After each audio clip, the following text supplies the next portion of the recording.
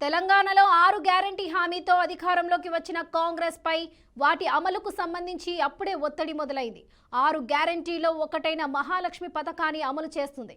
అందులో భాగంగా ఇప్పటికే ఆర్టీసీలో మహిళలకు ఉచిత ప్రయాణం కల్పిస్తున్నారు. ఇక దానికి సంబంధించి సర్కారుపై కొన్ని విమర్శలు వస్తున్నాయి.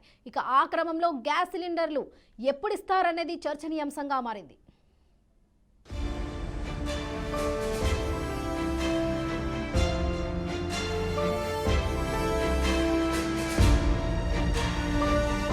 తెలంగాణలో 6 గ్యారంటీ హామీలతో కాంగ్రెస్ అధికార పగ్గాలు చేపట్టింది. కాంగ్రెస్ ఇచ్చిన మొదటి గ్యారంటీ పథకం మహాలక్ష్మి పథకం. దాని కింద మహిళలకు ప్రతి నెల 2,500 రూపాయల ఆర్థిక సాయం, 500కే వంట గ్యాసు సిలిండర్, మహిళలకు రాష్ట్రమంతటా ఆర్టీసీ బస్సుల్లో ఉచిత ప్రయాణం. అందులో మహిళలకు ఉచిత బస్సు ప్రయాణం అమలు మొదలెట్టింది. మేమందరం బస్సులో ఎక్కడానికి బస్సు కోసం పోతున్నాం, మీరు ఆపినారు. మొట్టమొదటి మహాలక్ష్మి స్కీమ్ ఆడపిట్టలకి 2,500 ఏదైతే అన్నారో 500 సిలిండరు, దాంతో పాటు ఉచిత బస్ ప్రయాణం. ఈ రోజు బస్ ప్రయాణం కోసం మా చెల్లెళ్ళందరూ రెడీగా ఉన్నారు. ఈ రోజు ఆర్టీసీ బస్ తెలంగాణ అంతా ఫ్రీ. అలాగే 500 రూపాయలకే గ్యాస్ సిలిండర్, మహిళలకు 2,500 రూపాయలు ఇవ్వాల్సి ఉంది. 500కు సిలిండర్ అమలుపై కసరత్తు కొనసాగుతోంది. పౌర సరఫరాల శాఖ ఇందుకు కసరత్తు చేస్తోంది. ఆ శాఖ 2 ప్రతిపాదనలు సిద్ధం చేసినట్లు తెలుస్తోంది.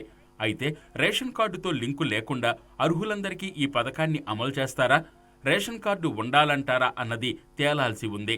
రేషన్ కార్డు ఉన్నవారికే ఈ పథకం అమలు చేయాలనుకుంటే గత ప్రభుత్వం కొత్తగా రేషన్ కార్డులు ఇవ్వలేదు.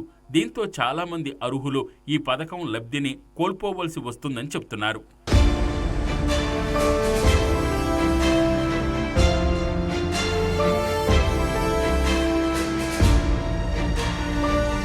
ప్రస్తుతం తెలంగాణలో 1.20 కోట్ల గ్యాస్ కనెక్షన్లు ఉన్నట్లు అధికారిక లెక్కలు చెబుతున్నాయి.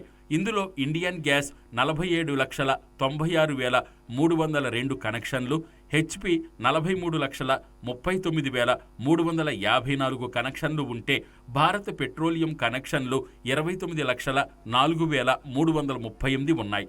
అయితే కొంతమంది డొమెస్టిక్ గ్యాస్ సిలిండర్లను కమర్షియల్గా కూడా ఉపయోగిస్తున్నారు. దానిపై అధికారులు దృష్టి పెట్టడం లేదు.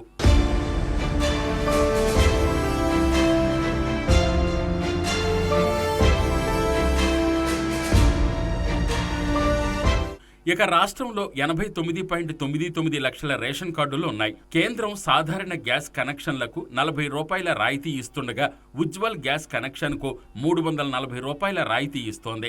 తెలంగాణలో 11 లక్షలకు పైగా ఉజ్వల్ కనెక్షన్లు ఉన్నాయి. ఆ లెక్కన ఉజ్వల్ కనెక్షన్లు పక్కన పెడితే 78 లక్షల కనెక్షన్లకు రాష్ట్రం 500కే సిలిండర్ ఇవ్వాల్సి ఉంటుంది. అలాగే 11 లక్షల ఉజ్వల్ కనెక్షన్లకు 165 రూపాయల చొప్పున చెల్లించాల్సి ఉంటుంది. దాంతో ఈ పథకం అమలు వల్ల ఖజానాపై భారీ భారం పడే పరిస్థితి కనిపిస్తోంది.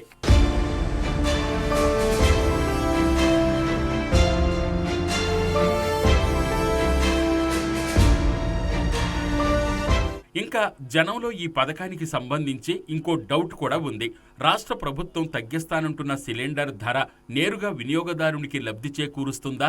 అంటే వినియోగదారుడు గ్యాస్ ఏజెన్సీకి 500 కట్టి సిలిండర్ తీసుకోవచ్చా, లేకపోతే కేంద్రం తరహాలో ఆ సబ్సిడీని బ్యాంకులో జమ చేస్తారా అన్న అనుమానాలను రాష్ట్ర ప్రభుత్వం నివృత్తి చేయాల్సి ఉంది.